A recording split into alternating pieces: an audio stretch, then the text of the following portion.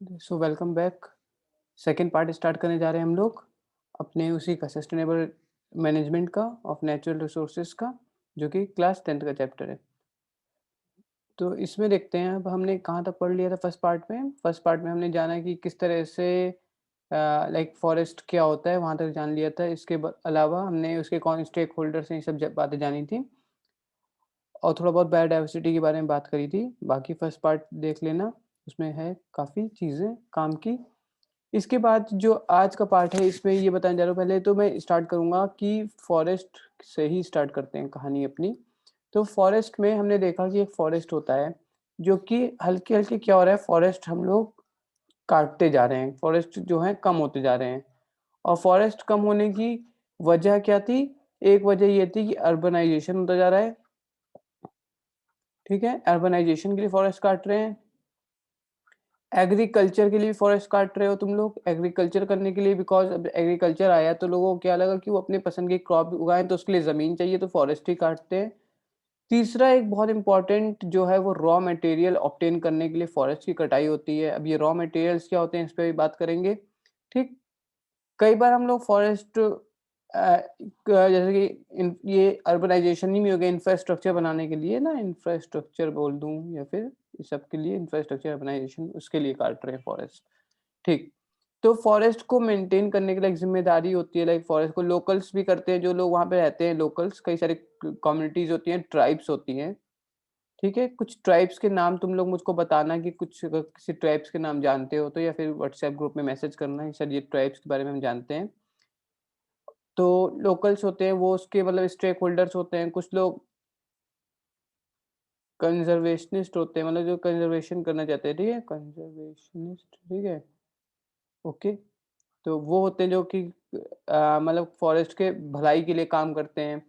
Government agencies होती हैं, government agencies बोलूँ या फिर बोलूँ गवर्नमेंट ही भी होती है ना, स्टेट गवर्नमेंट भी फॉरेस्ट का ख्याल रखती है, वो ध्यान रखती है। गवर्नमेंट जो होती है, सेंट्रल गवर्नमेंट, वो भी रखती है ख्याल ना। इवन जो फॉरेस्ट सर्विसेज आता है, इंडियन फॉरेस्ट सर्विसेज, आईएफओएस, है ना, ये यूपीएससी के थ्रू एडमिशन होता है इसमें। यूपीएससी जानते हो, यूनियन पब्लिक यूपीएससी का exam, civil service exam. Yes. तो यूपीएससी में 3 ऑल इंडिया पोस्ट होती हैं, एक होता है आईएएस, एक होता है आईपीएस, ये ऑल इंडिया पोस्टिंग, और एक आईएफओएस, ये भी ऑल इंडिया पोस्टिंग होती है। इसका एग्जाम सिविल सर्विस एग्जाम से होता है, इसका एग्जाम प्रीलिम्स सेम होता है, मेंस अलग होता है इसका, ठीक है, मेंस एग्जाम अलग होता है इसका, इंडियन फॉरेस्ट सर्विस का। तो ये भी जो है, जो इंडियन फॉरेस्ट ऑफिसर होगा, जो तो वो भी इसका ख्याल रखता है कि फॉरेस्ट में मतलब कैसे कौन कौन सी एक्टिविटीज अलाउ करनी है, कौन सी एक्टिविटीज अलाउ नहीं करनी है। ये सब बातें हो गई। तो फॉरेस्ट के बारे में बात हो रही है। अब एनसीईआरटी तुम्हारी एक बारे में बात करती है, वो बात करती है मोनोकल्चर के बारे में। अब ये मोनोकल्चर क्या चीज होती है, नाम ही बता रही है कि मोनोकल्चर मतलब किसी एक चीज का कल्चर, ठीक है। मोनोकल्चर पूछेगा तुमसे। मान लो कि कोई एक लैंड है, इस लैंड पे सिर्फ एक टाइप की क्रॉप तुम लोग उगाते जा रहे हो, सिर्फ एक टाइप की क्रॉप उगाते जा रहे हो। इससे क्या होता है कि तुम बायोडाइवर्सिटी का लॉस होता है। कैसे? दो नुकसान है। पहला, बायोडाइवर्सिटी नहीं होगी। बायोडाइवर्सिटी क्यों नहीं होगी? तुम्हें डाइवर्सिटी कब आती है? जब एक से ज्यादा चीजें होती है तब डाइवर्सिटी आती है ना। India is a diverse country बोलते हैं बिकॉज यहाँ पे अलग अलग टाइप के लोग रहते हैं। सो बायोडाइवर्सिटी कब आती है? जब डाइवर्सिटी कब आती है, डिफरेंट टाइप ऑफ थिंग्स होती है। तो बायोडाइवर्सिटी का तो लॉस हो ही रहा है, साथ में तुम लोग लैंड का भी नुकसान कर रहे हो इससे। कैसे? क्योंकि फर्टिलिटी क्या होती है इससे, फर्टिलिटी कम होती जाती है, क्योंकि एक पर्टिकुलर काइंड ऑफ न्यूट्रिएंट्स जो होंगे वो बार-बार यूज़ हो रहे हैं, वो न्यूट्रिएंट्स बार-बार यूटिलाइज़ हो रहे हैं, तो उसकी कमी हो जाएगी, ठीक? तो ये एक तरह से मोनोकल्चर करते हैं। अच्छा, मोनोकल्चर कौन करता है? जनरली मोनोकल्चर जो होता है ना, लाइक इंसान जो है, मतलब एक जो नॉर्मल वहाँ की कम्युनिटी है वो नहीं करना चाहती है। वो तो मतलब लाइक बहुत कुछ चाहते हैं कि मतलब सब्ज़ी भी खाएँ, फल भी खाएँ और तमाम चीज़ें करें।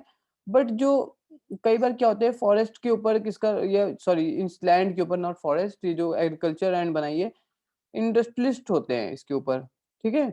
तो इंडस्ट्रियलिस्ट जो होते हैं तुम्हारे, इंडस्ट्रियलिस्ट जो है तुम्हारे, इंडस्ट्री का जो इस पे वो है आपका कंट्रोल है, तो वो क्या करते हैं, अपने हिसाब से वो वाली क्रॉप उगाई जिसमें उनको ज्यादा मुनाफा हो रहा है, ज्यादा फायदा हो रहा हो, ठीक। तो इससे मोनोकल्चर से काफी नुकसान होता है। और इंडस्ट्रियलिस्ट की जो मेंटेलिटी होती है, इंडस्ट्रियलिस्ट की क्या मेंटेलिटी होती है बताओ, उनकी क्या मेंटेलिटी होती है? कि ज़्यादा से ज़्यादा प्रॉफिट कमाया जाए। और ज़्यादा से ज़्यादा प्रॉफिट कैसे मिलेगा उनको? जब वो उस क्रॉप को उगाएँगे जिसमें ज़्यादा फ़ायदा हो, ठीक है? या अभी वो फॉरेस्ट को भी नुकसान पहुँचाते हैं, वो फॉरेस्ट का कैसे नुकसान पहुँचाते हैं ये देख लेते हैं, ठीक है? पीपल का इंटरवेंशन क्या है फॉरेस्ट में? आगे करता हूँ, एक टॉपिक बताने जा रहा हूँ। सॉरी ये सबटाइटल कैसे स्टार्ट हो गया? तो या सो जितने लोग हैं पीपल का इंटरवेंशन करते हैं, कैसे करते हैं? इंटरवेंशन इन फॉरेस्ट। अब देखो, फॉरेस्ट से आपको क्या मिल रहा है? हालाँकि फॉरेस्ट हमारे लिए बहुत इम्पोर्टेंट है, हमको कुछ चीज़ें देखता है जैसे कि ऑक्सीजन, ठीक है? हमको पता है रेनफॉल में इसका इम्पोर्टेंट रोल होता है। रेनफॉल में कैसे रोल होता है? जब फॉरेस्ट से जो वो होती है तुम्हारी ट्रीज़ हैं, तो ट्रीज़ क्या करते हैं? ट्रांसपिरेशन, और ट्रांसपिरेशन से क्या होता है? रेनफॉल होता है ना, ट्रांसपिरेशन से वो जाएगा ऊपर, जब इवैपोरेट होगा फिर कंडेंस होगा तो रेनफॉल होगी। तो ये सब चीज़ें तो हैं ही हैं। इसके अलावा हमको क्या रॉ मटेरियल प्रोवाइड करता है फॉरेस्ट, और ये रॉ मटेरियल क्या है बच्चों? वुड। जो आस-पास देख रहे हो, पीछे लकड़ी देख रहे हो, ख़ैर ये तो हार्डवुड नहीं है, ये तो चाइनीज़ वुड है, मतलब लाइक इसमें तो गत्ते लगाते हैं, फिर उसको कंप्रेस किया जाता है, बट जो रियल वुड होती है, वो वुड देख रहे हो तुम लोग। तो वुड किससे मिलता है? फॉरेस्ट से मिलता है ना, डिफरेंट टाइप ऑफ वुड लेते हैं। एक चीज़ और है पेपर। तो ये जो है पेपर हो गया, वुड हो गया, ये सब जो इंडस्ट्री है, मैच स्टिक, माचिस, है ना? मैच स्टिक जो होती है, काफ़ी इंडस्ट्रीज़ है जो कि फॉरेस्ट बेस्ड इंडस्ट्रीज़ है ना, गम। तो ये सब जो रॉ मटेरियल है, ये ज़्यादा से ज़्यादा ऑब्टेन करना चाहता है कोई भी देश, या देश कहो या कहो कि उसके इंडस्ट्रियलिस्ट। तो ये क्या करते हैं? फॉरेस्ट को नुकसान पहुँचाते हैं। किस सेंस में नुकसान पहुँचा रहे हैं, समझ आ रहा है? उसको कट डाउन करेंगे, ट्रीज़ को, और उससे रॉ मटेरियल को यूज़ करेंगे। ओके। अब बात आती है कि ये रॉ मटेरियल वुड का कारोबार तो बहुत पुराना है। ये पेपर का कारोबार कब स्टार्ट हुआ? किसी को कोई आइडिया है? ये पेपर का कारोबार? देखो, पेपर का कारोबार में बहुत ज़्यादा हिस्ट्री में नहीं जाऊँगा, लेकिन थोड़ी बहुत इन्फॉर्मेशन ये बताना चाहता हूँ कि जो पेपर है ना, लाइक पहले इतना वो नहीं था, लाइक ये बात आती है अर्ली 90s की, या ऐसा मतलब 1880s, 1890s, इस टाइम की बात है। जब पहली बार ये पेपर इंडस्ट्रीज़ का वो हुआ, इजाद हुई कि पेपर, हम पेपर बनाएँगे, पेपर बनाना स्टार्ट किया गया। पहले एक फेल्ड अटेम्प्ट था, लेकिन ये लखनऊ में, इंडिया की बात कर रहा हूँ, लखनऊ में एक इंडस्ट्री लगी थी, फिर बंगाल मूव करी थी, बंगाल में भी फिर एक इंडस्ट्री लगी थी। तो ख़ैर, तो पेपर बनना शुरू हुआ। अच्छा, जो पेपर इंडस्ट्री होती है ना, थोड़ा-सा नुकसान का सौदा है। नुकसान का सौदा इज़ इन द सेंस कि ये देखो, मान लो कि किसी चीज़ में तुम रॉ मटेरियल ज़्यादा डालो और इनपुट इनपुट ज़्यादा डालो, आउटपुट कम मिले। मान लो अगर तुम 2.5 टन डालते हो raw material, 2.5 tons raw material डालते हो, तो तुमको 1 टन पेपर मिलेगा, ठीक है?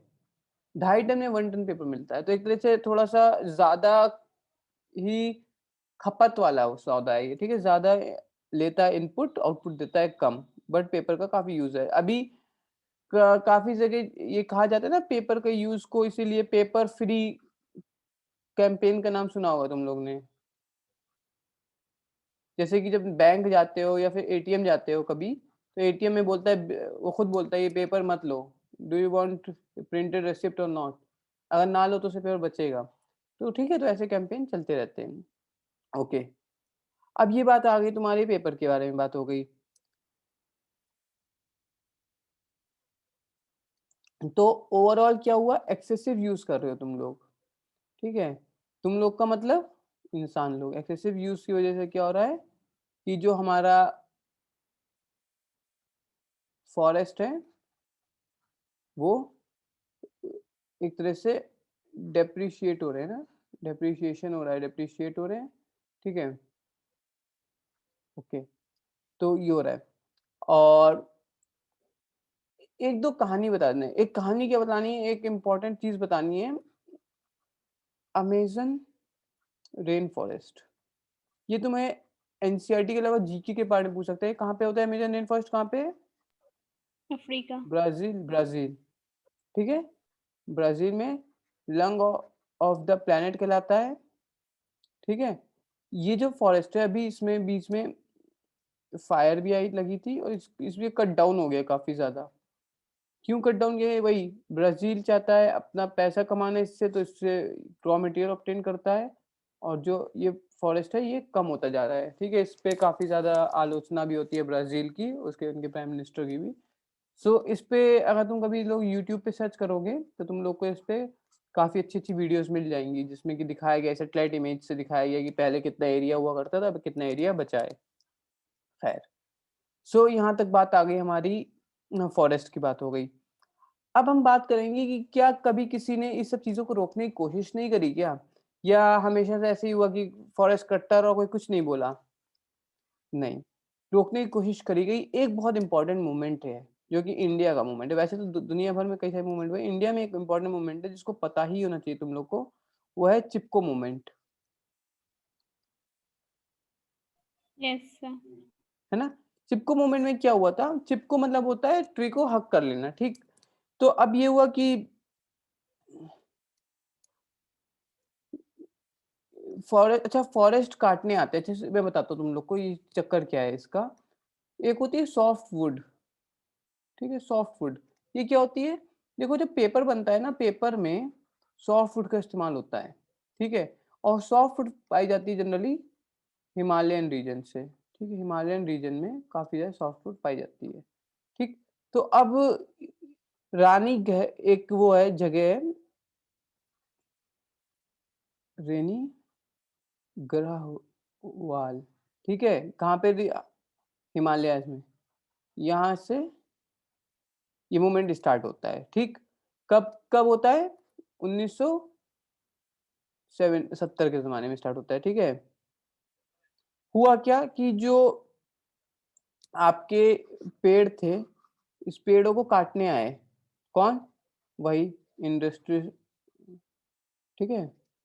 इंडस्ट्रियलिस्ट है, उनके लोग काटने काटने आए पेड़ों को। अब वो पेड़ कब काटने लगे तो इसके अराउंड कुछ वुमेन्स ने, जो वुमेन्स थी उसके अराउंड खड़ी हो गई कि अगर तुम्हें काटना है तो हमारी लाश के ऊपर से हमें साथ में काटो, ठीक है, कॉन्ट्रैक्टर के। तो उन्होंने प्रोटेस्ट किया, हगिंग द ट्रीज। तो ये काफी ज्यादा फिर पॉपुलैरिटी गेन किया और वो लोग नहीं काट पाए पेड़ को, ठीक है। तो इसका लाइक ये मीडिया में आ गई बात और ये मूवमेंट बन गया है, ठीक है। मीडिया में आ गई बात, मूवमेंट बन गया और फिर गवर्नमेंट को सोचने में मजबूर होना पड़ा कि पेड़ काटना क्या हमें बैन करना चाहिए। पॉलिसीज चेंज हुई, कुछ कुछ बनाई गई, ठीक है। तुमको पता है ना, forest wild life act 1970s का ही है, ठीक है। तो खैर, और पॉलिसीज चेंज हुई काफ़ी। खैर इसके बाद भी अमेंडमेंट हुए हैं, वो मैं बाद में बताऊंगा कभी। जब तुम लोग इससे एडवांस कभी देखना चाहो तो मैं और लेक्चर्स भी डालता हूँ ना, वो वाले जो यूपीएससी लेवल के डालता हूँ, तो उसमें देख लेना। इसमें तो बस इतना ही याद रखो अभी के लिए। यहाँ तक समझ आई बात? ओके। Yes sir. फॉरेस्ट में कोई दिक्कत? कहानी समझ में आ रही है कि कैसे कैसे चीज़ें चल रही हैं देश में? Yes sir. ये वाटर की, अब वाटर मैंने अभी कुछ टाइम पहले ही बताया है तुमको, वाटर पॉल्यूशन जब बताया था तो वाटर के बारे में काफ़ी सारी बातें बताई कि वाटर का क्या सोर्सेज वाटर होते हैं, ठीक है। कितना परसेंटेज वाटर आपका लैंड, मतलब लाइक 70% जो है वो लैंड में है, सॉरी वाटर है, टोटल 25% लैंड है, लेकिन इस 75% में से ज़्यादातर वाटर ओशियन में है। पीने का पानी बहुत कम है, फ्रेश वाटर की कमी है, ग्राउंड अंडरग्राउंड वाटर कम होता जा रहा है। उसके रीजंस बताए हैं, है ना। एक रीजन बताओ अंडरग्राउंड वाटर कम होने की? इरिगेशन वन रीजन, बोरिंग जो करते हो, हाँ, हाउस सप्लाई के लिए, सबसे क्या होता है, वाटर लेवल गिरता है ना। तो इसके लिए कुछ प्रैक्टिसेस भी बताई थी किस तरह से हम इसको वापस से वाटर लेवल को राइज कर सकते हैं। तो वो प्रैक्टिसेस क्या थी? एक था रेन वाटर की हार्वेस्टिंग करना। रेन वाटर हार्वेस्टिंग क्या होता है कि तुमने कहीं पे एक ऐसी जगह बना ली जहाँ पे पानी गिरेगा और वो इसमें स्टोर हो जाएगा, है ना। एक स्टोर हो जाएगा, ऐसे वेल टाइप बना लो या कुछ ऐसे बना लो, उसको फिर पाइपलाइन से कनेक्ट कर दो। सो rain water harvesting is a very important procedure, जिससे कि हम ये थोड़ा बहुत तो कंट्रीब्यूट कर सकते हैं towards increasing the level of water. Okay,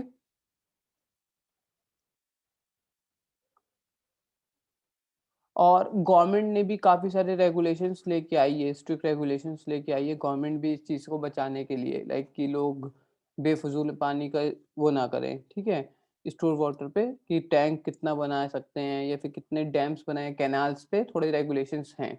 okay, और ये बातें हो गई हमारी, ठीक है। एक सेकेंड, 1 मिनट रुक जाओ, पॉज। हाँ देखो, अब एक चीज़ बताने थी तुम लोग को, एक वर्ड पूछता है कई बार एंट्रेंस में, सीधे सीधे पूछ लेता है, बहुत आसान क्वेश्चन आता है ये वाला, लेकिन थोड़ा भूल जाते हैं बच्चे। ये जानते हो कुल्स ये कहाँ पे पाए जाते थे, ये क्या था? देखो क्या था, हिमाचल प्रदेश के लोग हैं। हिमाचल प्रदेश कहाँ पे आता है भारत में? ऊपर आता है, ये भारत का नक्शा है थोड़ा थोड़ा, यहाँ का हिमाचल प्रदेश आता है यूपी ऊपर, के ऊपर, ऊपर आता है ना, हरियाणा के भी ऊपर उत्तराखंड आता है के। हिमाचल, हाँ उत्तराखंड के ऊपर आता है, हिमाचल प्रदेश के ऊपर कश्मीरी है। ये हिमाचल प्रदेश में शिमला है ना। हम्म, यस सर। मनाली भी है क्या यहाँ पे? हम्म, हाँ। तो ठीक, तो यहाँ पे क्या था, हिमाचल प्रदेश में कैनाल इरिगेशन सिस्टम था जिसको कि क्या कहलाता था, कुल्स। ये क्या होता है, what is this? It is canal irrigation system था ये एक तरह का।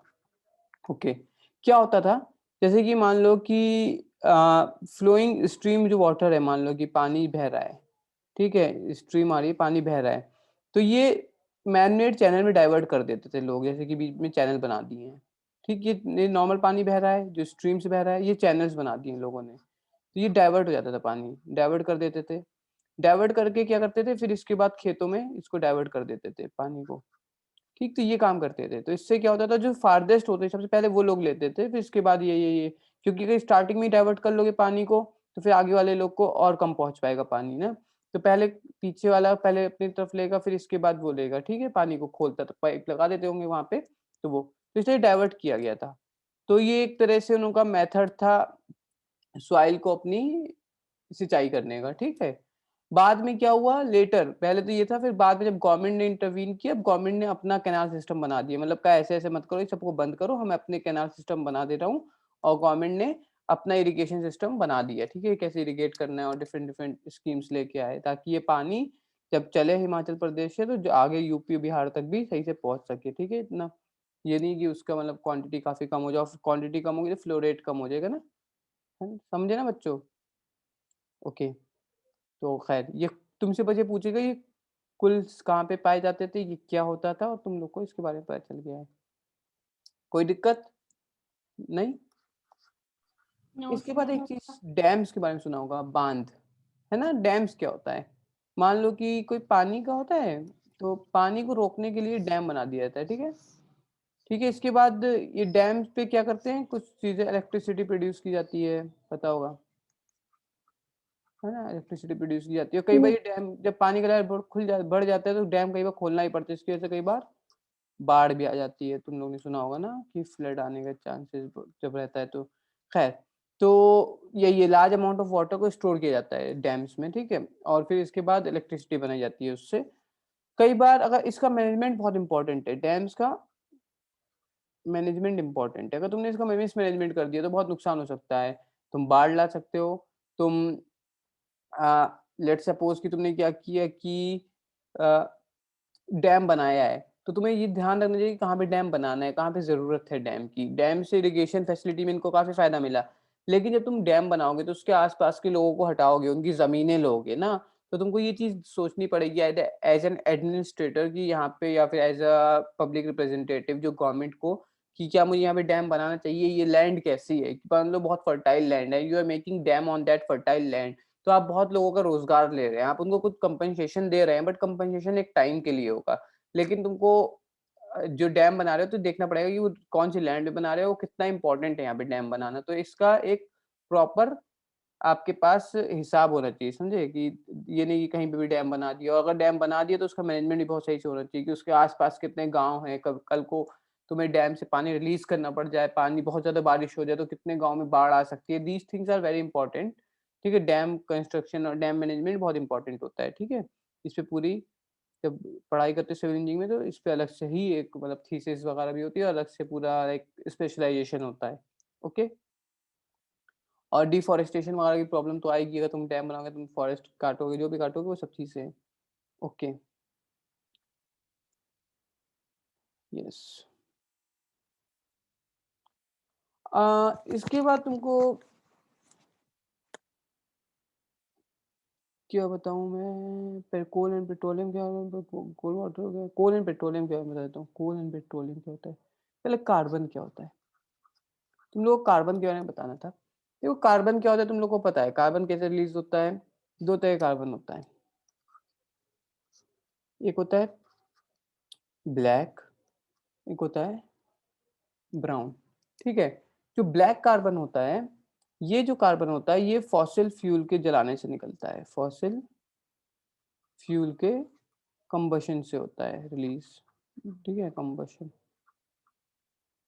क्या हो रहा है मुझे, COMBUTION क्या हो गया, और ये होता है ऑर्गेनिक मटेरियल के ऑर्गेनिक मैटर के कंबशन से, समझ गए ना, जैसे कि लकड़ी के या फिर ये पेपर वगैरह के, ये ज़्यादा नुकसानदेह होता है, ये कम नुकसानदेह होता है, बट ये दोनों क्या करते हैं, कार्बन रिलीज करते हैं, मतलब इन फॉर्म ऑफ गैस या कार्बन की फॉर्म में रिलीज करते हैं। ठीक है। और कार्बन ये क्या करता है फर्दर, ये ग्लोबल वार्मिंग कॉज करता है ना, ग्लोबल वार्मिंग कॉज करता है। कैसे, जब कार्बन रिलीज होगा तो कार्बन के पार्टिकल्स होंगे तुम्हारे हवा में, अगर कार्बन के पार्टिकल्स तुम्हारे हवा में हैं तो इससे क्या होगा, जब तुम्हारी हीट आएगी सूरज से, सूरज से आ रही है हीट, ले आते हैं सूरज से हीट को, कौन से कलर की हीट होती है, येलो, सूरज से, तो ये हीट क्या होगी, इस पे एब्जॉर्ब हो Yes, sir. जाएगा, इस पे एब्जॉर्ब होगी हीट, है ना, तो कुल मिला के ज्यादा पार्टिकल्स मिलेंगे तो ज्यादा हीट एब्जॉर्ब हो सकती है ना। ओके, तो ज्यादा हीट एब्जॉर्ब होगी तो ये रेड रेड बात है, तो ये क्या हो गया, गर्म, तो इससे क्या हुआ, ओवरऑल एटमॉस्फेयर क्या हो जाता है, हो गया हॉट। तो इसकी वजह से क्या क्या इसके इफेक्ट होंगे बच्चों, पहला, आइस कैप्स, जो आइसबर्ग्स हैं, आइस कैप्स हैं, उसको पिघलेगा, अगर वो पिघलेगा तो उसके पिघलने से क्या होगा, वाटर का लेवल, कौन से वाटर का लेवल, सी वाले वाटर का लेवल राइज करेगा, अगर सी वाले वाटर का लेवल राइज करेगा तो उससे क्या होगा, जो कोस्टल सिटीज है, जो कोस्टल सिटीज है कौन कौन सी, जैसे मुंबई हो गई, जैसे तुम्हारी ये हो गई, ऑस्ट्रेलिया की सिटीज हो गई, जो जो कोस्टल सिटीज है, ये सब क्या हो जाएंगी, सब डूब जाएंगी, मर्ज कर जाएंगे. मर्ज कर जाएंगे। इसकी वजह से क्या होगा, इसकी वजह से इकोनॉमी का लॉस होगा, क्योंकि अब इंडिया की फाइनेंशियल कैपिटल क्या है, मुंबई है ना, जहाँ तक कोस्टल सिटीज बहुत इंपॉर्टेंट होती है किसी भी कंट्री इकोनॉमी के लिए। क्यों इंपॉर्टेंट होती हैं बच्चों, दो रीजन होते हैं, एक तो तुम्हारा वहाँ से बहुत ज़्यादा इम्पोर्ट एक्सपोर्ट होता है, वहाँ पे पोर्ट्स होते हैं, ये म्यूट करो जो भी है, हाँ, ये क्या होता है, इम्पोर्ट एक्सपोर्ट होता है, तो वहाँ से वहाँ पे पोर्ट्स होते हैं, तो वो पोर्ट्स डूबेंगे, तुम्हारे तुम्हारा देश का जो मतलब लाइक खासकर जो ट्रेड है ये इफेक्ट हो जाएगा। दूसरी चीज़ क्या है, वो बहुत ही ज़्यादा कमर्शियल प्लेसेस हैं और वो सिटीज़ हैं, उसका नुकसान हो गया। ठीक है। तीसरी चीज़, अगर पानी आएगा तो जो पॉपुलेशन है वो भी मूव करेगी टुवर्ड्स इनर सिटीज़, तो उसकी वजह से एक और अलग प्रॉब्लम आ जाएगी। तो खैर इतनी सी बात से कितनी सारी प्रॉब्लम आ गई। ठीक है, पहली प्रॉब्लम ये कि तुमने क्या कहा, ये हो गया। दूसरी चीज़, एग्रीकल्चर को नुकसान हो जाएगा। क्या बोल रहा हूँ मैं? बहुत बड़ी चीज़ बोल रहा हूँ। तुम लोग कहोगे सर एग्रीकल्चर को कैसे नुकसान हो जाएगा कार्बन से? एग्रीकल्चर को नुकसान हो जाएगा। कैसे? देखो, अब क्या होता है, बारिश के बारे में बताया था, मानसून कैसे आता है याद करो। ये देश था अपना, प्यारा भारत था, ठीक है, समझ जाओ ये भारत है, ठीक है। तुमको बताया था यहाँ से हवाएं चलती है, मदगास्कर से हवा चलती है, हवा चल के क्या होता है, इधर से हवा आती है विंड्स, और यहाँ पे कुछ, यहाँ पे पहाड़ है, यहाँ पे पहाड़ है ना, इससे टकराती हैं, फिर ऐसे ऐसे करके इधर आती है, फिर हम मेघालय पहुँचती है, यहाँ पे सबसे ज़्यादा बारिश होती है क्योंकि यहाँ पे तीन तरफ से पहाड़ है। इसके बाद इधर पहुँचता है, मानसून का एक पैटर्न होता है ना, तो मानसूनल विंड्स इधर से भी चलती हैं, तो वो मानसूनल विंड्स चलती हैं। लेकिन मानसूनल विंड्स कैसे चल पाती है बच्चों, एक ग्रेडियंट होता है, ग्रेडियंट समझ रहे हो, मतलब कोई भी चीज कब चलती है, जब किसी को हाई प्रेशर से लो प्रेशर की तरफ, ये सुनो, कोई भी चीज हाई Yes, प्रेशर से sir. लो प्रेशर की तरफ जाती है। अब तुमने क्या किया, तुम लोग ने इक्वेशन पढ़ी, PV is equal to NRT, अगर प्रेशर और टेम्परेचर प्रोपोर्शनल है, अगर टेम्परेचर बढ़ेगा तो प्रेशर बढ़ेगा, तो इसकी वजह से लो प्रेशर जोन नहीं बन पाएंगे। देखो मैं क्या बोल रहा हूँ, टेम्परेचर बढ़ा तो प्रेशर बढ़ा, तो मेरा टेम्परेचर कैसे बढ़ा, क्योंकि ग्लोबल वार्मिंग हुई थी, तो टेम्परेचर बढ़ गया ना इधर का कंपैरेटिवली। अगर टेम्परेचर बढ़ गया है इधर का, तो जो विंड्स थी वो कैसे चल रही थी, क्योंकि हाई प्रेशर से लो प्रेशर की तरफ चल रही थी बच्चों विंड ना, ये सुनो। अब ये लो प्रेशर नहीं रहा, Yes, sir. अब ये लो प्रेशर नहीं रहा, क्यों नहीं रहा, क्योंकि टेम्परेचर बढ़ा दिया, तो इसका ये भी प्रेशर भी बढ़ गया है, तो विंड्स उतने अच्छे से नहीं चल पाएंगी।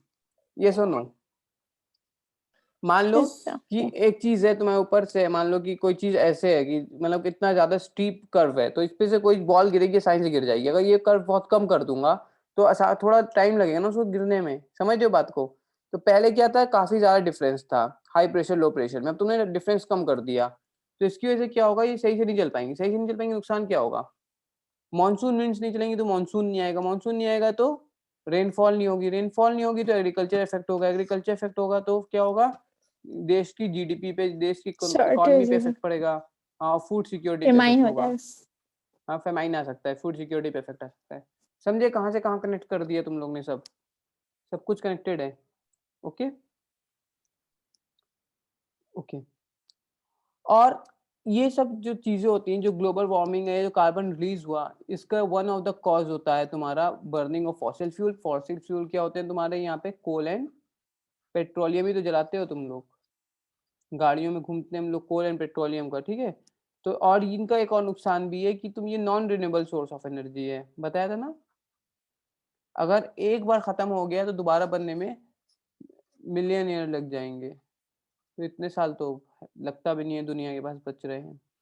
तो खैर इसलिए इसको हमें बहुत ज़्यादा अच्छे से खर्च करना है, लाइक मैनेजमेंट से खर्च करना है, ठीक है, मैनेजमेंट से खर्च करना है और सस्टेनेबली खर्च करना है, ये नहीं कि अंधाधुंध खर्च करते जाएं, हमको अल्टरनेट्स ढूंढने पड़ेंगे। और अल्टरनेट क्या है इसका, एक तुम्हारा सोलर एनर्जी अल्टरनेट है, और एक अल्टरनेट क्या है, ये अपना न्यूक्लियर एनर्जी भी तो है, न्यूक्लियर एनर्जी, इसके बारे में बात हो रही है काफ़ी, लेकिन इसके साथ भी दिक्कत क्या है, Sir, ये यूरेनियम तो खतरनाक, बहुत हाँ कम है. यूरेनियम, यहाँ यूरेनियम के साथ होता है, यूरेनियम एनरिचमेंट की ज़रूरत पड़ती है इसमें, यूरेनियम 235 पढ़ा होगा तुम लोगों ने, कभी बता दूंगा कि क्या क्या, 37. हाँ 235 और 238, ठीक है, कि क्या होता है यूरेनियम और इसका चेन रिएक्शन क्या होता है, कभी बता दूंगा तुम लोग को इसके बारे में, न्यूक्लियर एनर्जी के बारे में। खैर सो ये क्लीन फ्यूल है, बट द थिंग इज कि इसको काफ़ी ज़्यादा जुडिशली इस्तेमाल करना पड़ेगा, अदरवाइज ये वेपन भी है। ओके, और समझ आई बात। सो ये बातें हो गई तुम्हारी इसके बारे में, फॉसिल फ्यूल्स के बारे में, और यहीं तक है तुम्हारे चैप्टर में। इस चैप्टर में और कुछ नहीं था, जितना भी था मैंने काफ़ी एक्स्ट्रा बता दिया है, मतलब लाइक जो भी था वो सब बता दिया है, और साथ में तुम लोग को काफ़ी कोशिश करी है कि चीज़ों को कनेक्ट कर सकूं। आई थिंक तुम लोग को ये मैनेजमेंट ऑफ नेचुरल रिसोर्सेज और ये वाला पार्ट क्लियर हो गया होगा, ठीक है। अब मैंने इसमें तुमको नेचुरल रिसोर्सेज पढ़ा लिया है पहले ही, यहाँ पे भी नेचुरल रिसोर्सेज पढ़ा दिया है, इन्वायरमेंट भी पढ़ा दिया ना पिछले चैप्टर में, पिछली क्लास में एक बार कुछ ऐसा, यस सर, इसमें 9th में, पढ़ा 9th में, 10th 9th का में माजिद सर पढ़ा चुके हैं. 10th का पढ़ा चुके हैं, ठीक है 10th का वो पढ़ा चुके हैं, इसके बाद अब और चैप्टर देखेंगे। जब तक इसको रिकॉर्डिंग पॉज करता हूँ, नेक्स्ट लेक्चर में मिलते हैं, बाकी लोग यूट्यूब पे अगर जो